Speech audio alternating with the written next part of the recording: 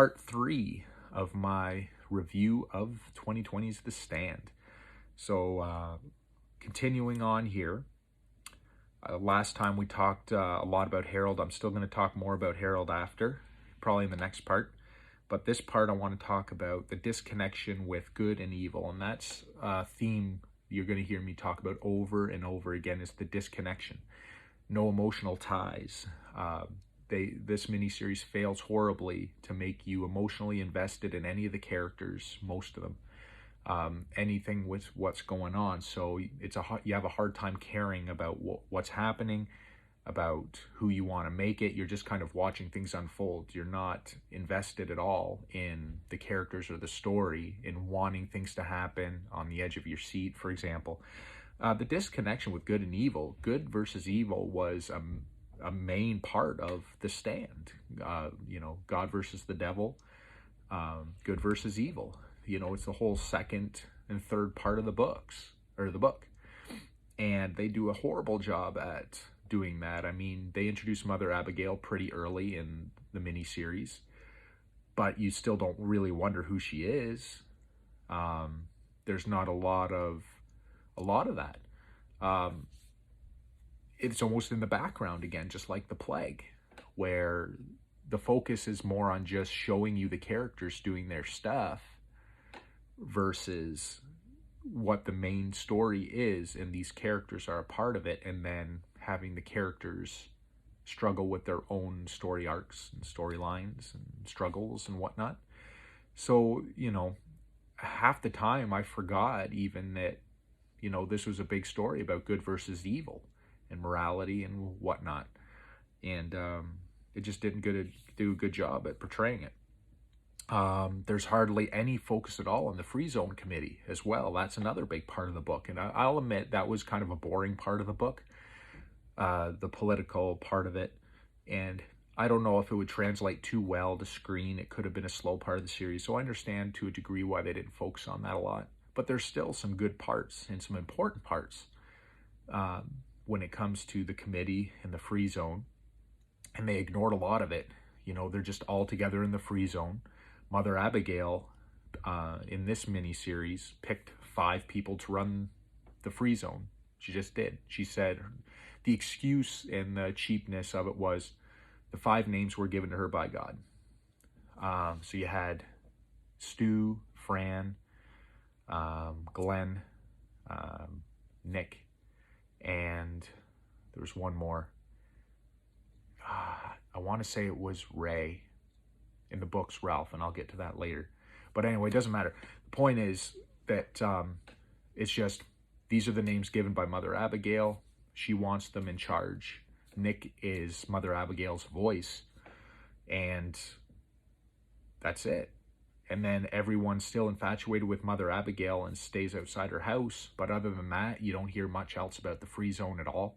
What they're doing, their struggles. Yeah, they talk a little bit about getting the power back on, but it's kind of an afterthought, not a big deal. Nobody knows about Flag at all, virtually. They don't know anything about Flag until after the betrayal, when Harold and Nadine blow up the house. People are starting to wonder at that point. They just did not do it well at all. Like I said, that was an important part. A lot of information came out during that time, and it just wasn't handled properly.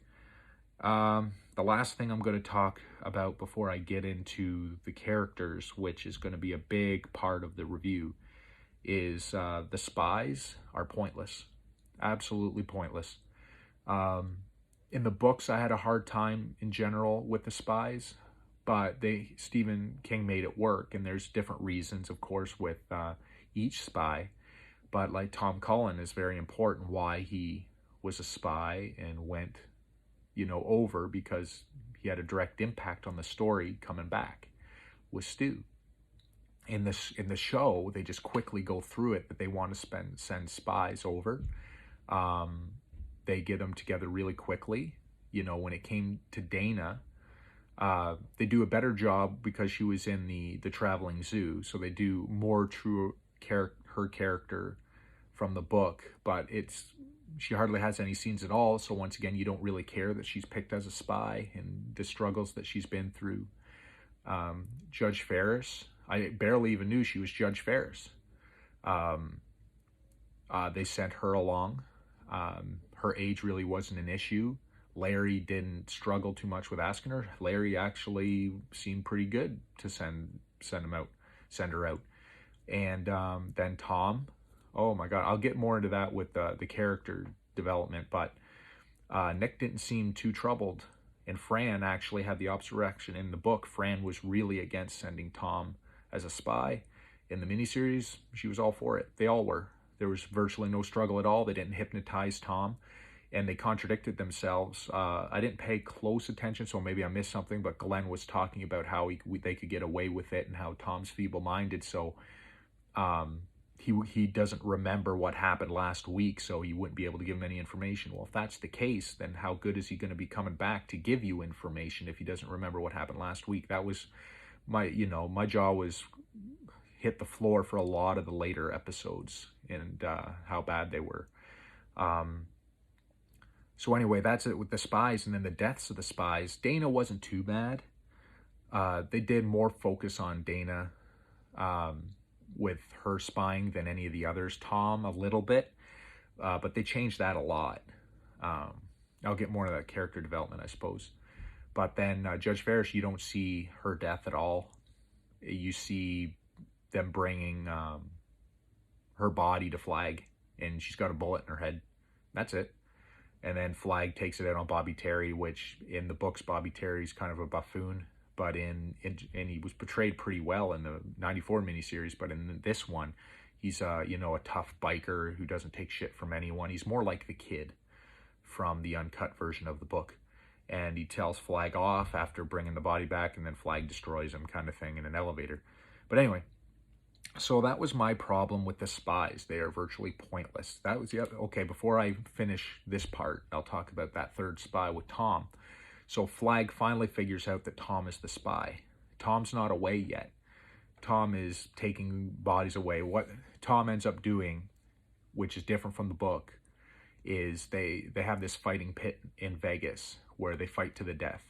And Tom is selected as a cleaner to pick up the bodies and throw them in a truck, and that's his job in the free zone, in the Vegas zone. And he's given a note by Dana to run. So when he figures out that's what it says, then he jumps in the back of a body truck, and it's just at that moment Flag figures out that Tom's a spy, and he tries to find him. But Tom gets away, and that's it. Flag doesn't give a shit anymore about the spies at all. He doesn't explain why he really wants the spies. There's no real reasoning for it. He doesn't seem to care a whole lot. There's no emphasis on why he wants to catch the spies or anything like that. He's not a menacing character. So anyway, I'm going to end that on this part, and the rest of my parts are going to focus on all the characters and why they failed with them. And then the last part, I'm going to focus on the very last episode of the whole thing.